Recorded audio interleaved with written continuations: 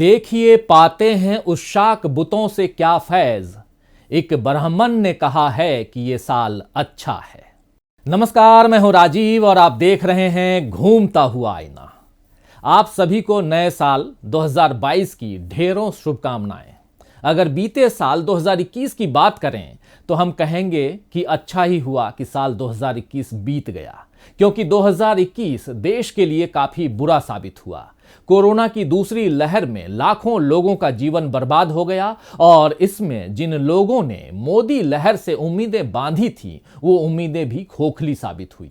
वैसे तो पूरी दुनिया पर कोरोना का कहर टूटा, लेकिन कोरोना की रोकथाम के उपायों से लेकर वैक्सीनेशन तक जितने तमाशे बीजेपी सरकार ने किए उतने कहीं किसी देश में नहीं हुए। मुफ्त वैक्सीन, टीकाकरण उत्सव और रिकॉर्ड तोड़ वैक्सीन जैसे तमाशों के बीच पीएम नरेंद्र मोदी की फोटो के साथ वैक्सीनेशन के सर्टिफिकेट बांटे गए। कोरोना के कारण जिन लोगों पर गरीबों की मार पड़ी उन्हें सरकार ने सहायता दी तो उन झोलों पर भी मोदी जी की फोटो चिपकी रही। सड़कों पर होर्डिंग से लेकर अखबार में पूरे पेज के विज्ञापन मोदी जी की फोटो के साथ इस तरह बीजेपी सरकार ने दिए कि मानो मोदी जी को देखकर कोरोना भाग जाएगा, मगर ऐसा कुछ भी नहीं हुआ। देश के बहुत से लोग अब भी वैक्सीन के इंतजार में हैं और इधर कोरोना का नया वेरिएंट ओमिक्रॉन भी घात लगाए बैठा है कि कब सरकार की लापरवाही बढ़े और कब देश में वो तीसरी लहर लेकर आए। ऐसे में लोगों को ही अपनी जान बचाने के लिए सावधानियां बरतनी होंगी। मोदी जी तो मुस्कुराते हुए वैक्सीन के दोनों डोज लगा चुके हैं, क्या पता उन्हें अब बूस्टर डोज भी मिल जाए। इसीलिए वो बड़े मजे से बिना मास्क के घूम रहे हैं। बार बार यूपी यानी उत्तर प्रदेश जाकर चुनाव प्रचार भी कर रहे हैं और अब अगले कुछ दिनों में जब चुनावों की तारीख घोषित हो जाएगी तो फिर मोदी जी के गोवा, पंजाब, उत्तराखंड और मणिपुर के चक्कर भी लगेंगे।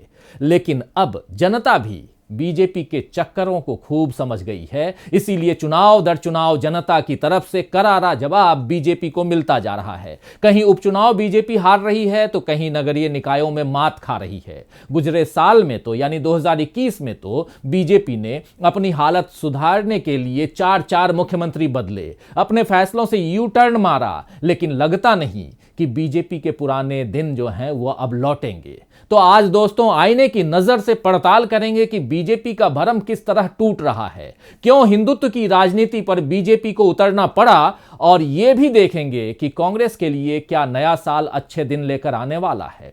लेकिन शुरुआत करते हैं 2021 की उन घटनाओं से जिनसे बीजेपी के कमजोर पड़ने के संकेत मिलते हैं।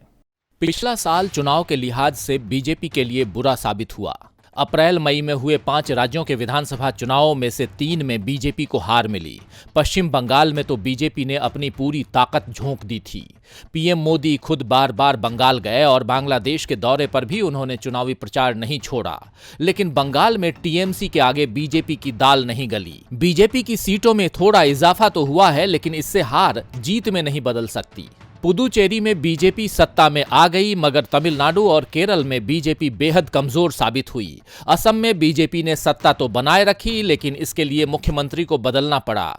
असम में सर्बानंद सोनोवाल की जगह हिमंता बिस्वा शर्मा को मुख्यमंत्री बनाया गया। विधानसभा चुनावों में हार के बाद बीजेपी कमजोर पड़ी और जिन राज्यों में बीजेपी की सत्ता है वहां से भी हाथ खाली न हो जाए, इस डर से बीजेपी ने 3 राज्यों में मुख्यमंत्री बदल दिए। गुजरात में मुख्यमंत्री विजय रूपाणी सहित पूरी कैबिनेट बदलकर भूपेंद्र भाई पटेल को नया सीएम बनाया गया और नया मंत्रिमंडल गठित किया गया। जुलाई में कर्नाटक में बीएस येदियुरप्पा को कुर्सी छोड़नी पड़ी। बीएस येदियुरप्पा की जगह बसवराज बोम्मई को मुख्यमंत्री बनाया गया। उत्तराखंड में बीजेपी ने 2 सीएम बदले। पहले त्रिवेंद्र सिंह रावत की जगह तीरथ सिंह रावत को मुख्यमंत्री बनाया गया, लेकिन कुछ ही महीने बाद उनकी जगह पुष्कर सिंह धामी को कमान सौंप दी गई। इस तरह जिन राज्यों में बगावत के आसार बन रहे थे उन्हें बीजेपी ने खत्म करने की कोशिश की, मगर इससे बीजेपी की कमजोरी ही सामने आई। वैसे राजस्थान में अब भी वसुंधरा राजे सिंधिया को बीजेपी मना नहीं पाई है। तो साल 2014 में जब मोदी जी ने प्रधानमंत्री पद संभाला था तो इसे देश में मोदी लहर की शुरुआत माना गया था। उस वक्त के चुनावों में बहुत से अनजाने चेहरे और बहुत से गुमनाम नेता संसद और विधानसभाओं में बीजेपी की टिकट पर पहुंच गए थे। बस मोदी जी के नाम पर बीजेपी किसी को भी जिताने का दम भरती थी उस वक्त। लेकिन 2021 आते आते देश में बहुत कुछ बदल गया। पहले लोग मोदी जी की तरफ उम्मीदों से देखते थे कि ये वाकई देश में बदलाव करेंगे, क्योंकि मोदी जी ने हमेशा पिछली सरकारों के दोष गिनाए और यह बताया कि वो कैसे लोगों का जीवन बदलने वाले फैसले लेते हैं। इसके लिए दिन रात काम करते हैं। मगर धीरे धीरे जनता को समझ आने लगा कि मोदी जी के कामों और फैसलों से केवल कुछ एक उद्योगपतियों को फायदा होता है। जनता के हाथ तो हमेशा खाली ही रह जाते हैं। नोटबंदी और लॉकडाउन जैसे फैसलों से जनता की नाराजगी और बढ़ी। इसके बाद जिस तरह कृषि कानून थोपने की कोशिश मोदी सरकार ने की और इसके खिलाफ किसानों ने साल भर से लंबा आंदोलन चलाया, बीजेपी को यू टर्न मारने पर मजबूर होना पड़ा। पीएम नरेंद्र मोदी के बारे में पिछले 7 साल में यही धारणा बन गई है कि वो अपने फैसले से डिगते नहीं हैं। लेकिन कृषि कानूनों को वापस लेकर उन्होंने खुद को बाजीगर वाला शाहरुख खान साबित करना चाहा कि कभी कभी जीतने के लिए कुछ हारना भी पड़ता है। बीजेपी आगामी विधानसभा चुनाव जीतना चाहती है और ये भी चाहती है कि विपक्ष के हाथों किसानों की नाराजगी वाला मुद्दा न लगे। इसीलिए 3 कृषि कानून को लेकर किसान आंदोलन और नाराजगी को देखते हुए नरेंद्र मोदी ने अपने कदम पीछे खींच लिए हैं। 19 नवंबर को पीएम मोदी ने घोषणा की कि कृषि कानून वापस लिए जाएंगे। इसके बाद कुछ दिनों में कैबिनेट से प्रस्ताव पारित हुआ और शीतकालीन सत्र की शुरुआत के साथ ही इस फैसले को अंजाम दे दिया गया। इसके बाद केंद्र सरकार ने किसानों को भेजे अपने मसौदे में किसानों पर दर्ज किए गए मुकदमों की वापसी और एमएसपी पर किसानों के साथ चर्चा की बात भी कही, जिसके बाद दिसंबर में किसानों ने घर वापसी शुरू की। किसान वापस तो लौट चुके हैं, लेकिन आंदोलन अभी खत्म नहीं हुआ है, केवल स्थगित हुआ है। किसानों ने सरकार को चेतावनी दे दी है कि अगर कानूनों की वापसी के कदम उठाए जाएंगे तो फिर किसानों के कदम भी दिल्ली की ओर उठ जाएंगे। तो किसानों ने तो 2024 तक आंदोलन का मन बना लिया था। हालांकि इसमें किसानों का काफी नुकसान हो रहा था। लगभग 700 किसानों की तो मौत इस आंदोलन के कारण हो गई। कई महीनों तक खेतों से दूर रहने का खामियाजा भी किसानों को उठाना पड़ा। इसके अलावा उन्हें मानसिक तौर पर जो कष्ट दिए गए सो अलग। किसी किसान को खालिस्तानी कहा गया, किसी को देशद्रोही कहा गया, कभी आतंकवादी कहा गया तो कभी मवाली कहा गया। अब तक किसी सरकार में किसानों की ऐसी बेइज्जती नहीं हुई जैसी मोदी सरकार में हुई। सरकार ने अब भी केवल चुनावों की खातिर ही पलटी मारी है। अगर उपचुनाव में हार नहीं मिली होती या यूपी विधानसभा चुनावों में बीजेपी के पैर नहीं उखड़ रहे होते तो मोदी जी कभी अपना फैसला नहीं बदलते। याद कीजिए, सीएए, एनआरसी, नोटबंदी, लॉकडाउन और जम्मू कश्मीर से 370 हटाने जैसे मामलों में भी आम जनता को खूब तकलीफ हुई, मगर मोदी जी को अपने फैसलों पर कभी अफसोस नहीं हुआ। किसान आंदोलन में भी उन्होंने सारी गलती किसानों पर ही डाल दी। कृषि कानूनों की वापसी की घोषणा के वक्त मोदी जी ने यही कहा कि ये तीनों कृषि कानून किसानों के हित में लाए गए थे, लेकिन शायद सरकार किसानों को अपनी बात समझाने में असमर्थ रही। यानी सरकार की गलती केवल इतनी थी कि वो अपनी बात किसानों को नहीं समझा पाई, बाकी कानूनों में सब कुछ अच्छा ही था। अब पीएम चाहें तो जो माने जो कहें, किसानों ने तो उन्हें बता दिया कि किसानों को नाराज करके उत्तर प्रदेश में बीजेपी आगे नहीं बढ़ पाएगी। कृषि कानून वापसी के साथ मोदी जी ने यूपी में बीजेपी के लिए जमीन तैयार करना शुरू कर दी है। अब वो हिंदुत्व के मुद्दे पर भी खुलकर खेल रहे हैं। अयोध्या में 2022 के चुनाव के पहले भव्य राम मंदिर बनने की नींव पड़ चुकी है। बीजेपी के तमाम नेता अपनी रैलियों में राम मंदिर बनाने का श्रेय पीएम नरेंद्र मोदी को दे रहे हैं, मगर बीजेपी को यह समझ आ गया है कि केवल राम नाम से इस बार चुनाव पार नहीं हो सकेंगे। इसीलिए हिंदुत्व के मुद्दे को और धार दी जा रही है। मोदी जी यूपी और उत्तराखंड में एक तरफ विकास कार्यों के पत्ते खोल रहे हैं तो दूसरी तरफ हिंदुत्व के एजेंडे को भी बढ़ावा दे रहे हैं। कोरोना के बावजूद हरिद्वार में कुंभ का आयोजन बीजेपी सरकार ने कराया। 4 धाम प्रोजेक्ट के तहत गंगोत्री, यमुनोत्री, केदारनाथ और बद्रीनाथ को लेकर केंद्र की मोदी सरकार अड़ी रही। सुप्रीम कोर्ट ने इस प्रोजेक्ट के तहत 3 डबल लेन हाईवे बनाने की इजाजत दे दी है। इसी तरह साधु संत की नाराजगी को देखते हुए बीजेपी सरकार को देवस्थानम बोर्ड को रद्द करना पड़ा। 5 नवंबर को पीएम मोदी उत्तराखंड के केदारनाथ धाम पहुंचे और केदार घाटी में आदि शंकराचार्य की प्रतिमा का अनावरण किया। 13 दिसंबर को काशी विश्वनाथ कॉरिडोर का उद्घाटन मोदी जी ने किया। इस दौरान गंगा जी में डुबकी भी लगाई। अयोध्या, काशी के अलावा मथुरा का एजेंडा भी बीजेपी की झोली में है, ये यूपी चुनाव में बार बार बतलाया जा रहा है। इसके अलावा धर्म संसद भी चुनाव के मौके पर हुई, जिसमें खुलकर हिंदुत्व के पक्ष में बोला गया और जमकर नफरत फैलाई गई। तो चुनाव से पहले नफरत और विभाजनकारी माहौल बनाना बीजेपी की सियासत की खास पहचान रही है। अपनी इसी पहचान के बूते बीजेपी ने देश पर राज करने के सपने देखे थे और उसके ये सपने सच भी हुए। हालांकि इसमें देश का और लोगों का बहुत नुकसान हुआ। देश में पहले से अधिक शक और नफरत का माहौल बन गया है। इस माहौल में कांग्रेस की ओर ही लोग फिर से उम्मीद से देखते हैं कि देश की ये सबसे पुरानी पार्टी फिर से अपने पुराने दिन लौटा लाए और देश को भी पुरानी वाली गंगा जमुनी संस्कृति की याद दिला सके। हालांकि 2021 चुनाव के लिहाज से कांग्रेस के लिए भी खास अच्छा नहीं रहा, मगर जिस तरह राहुल गांधी और प्रियंका गांधी ने लोगों से जुड़ने और लोगों को जोड़ने का सिलसिला शुरू किया है, उससे ऐसा लग रहा है कि आने वाले साल में कांग्रेस के लिए कुछ अच्छी खबरें आएंगी।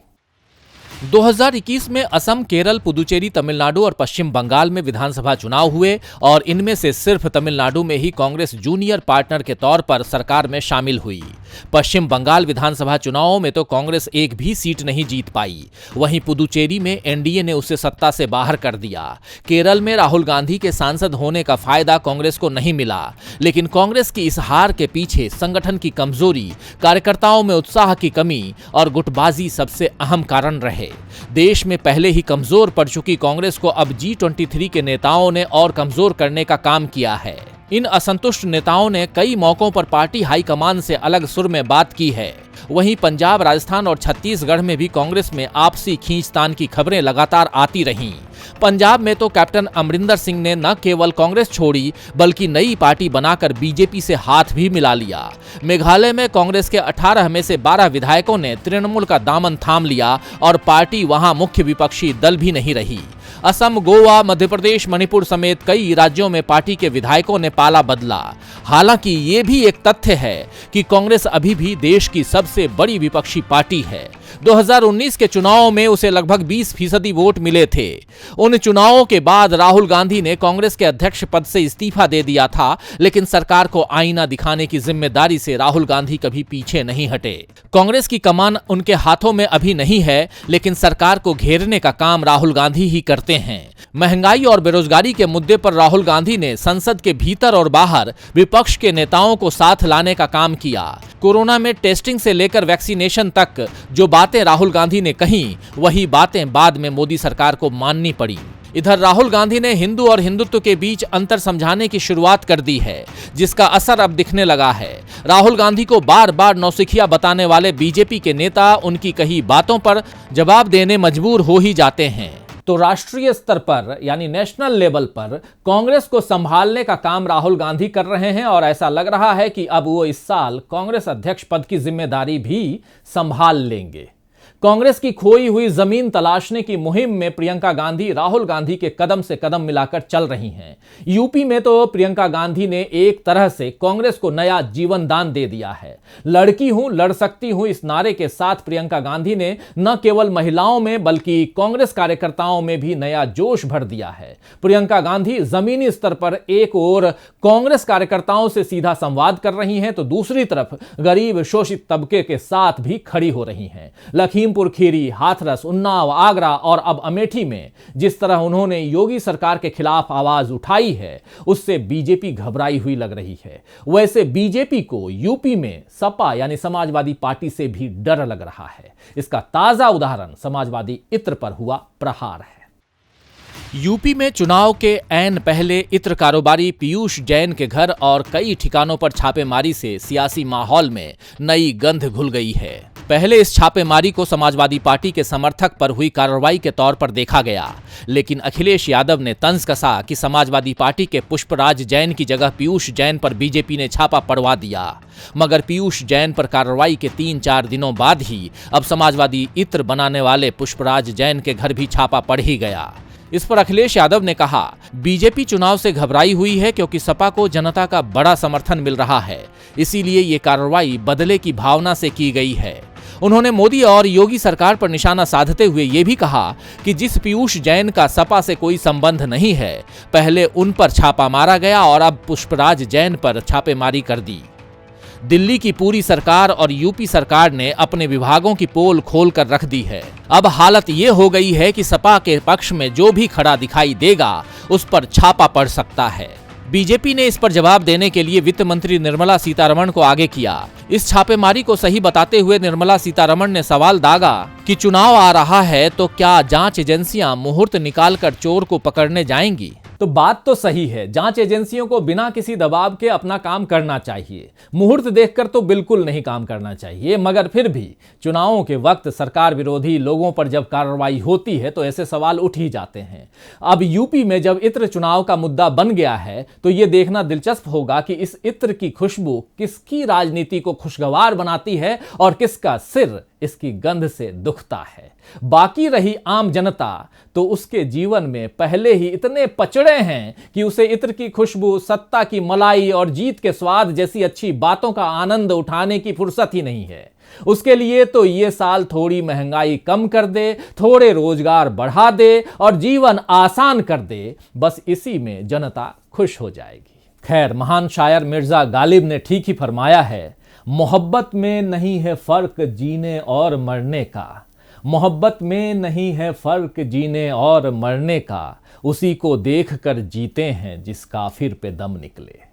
तो आज के लिए बस इतना ही, फिर मिलेंगे खबरों के नए आईने के साथ। तब तक देखते रहिए डीबी लाइव। नमस्कार।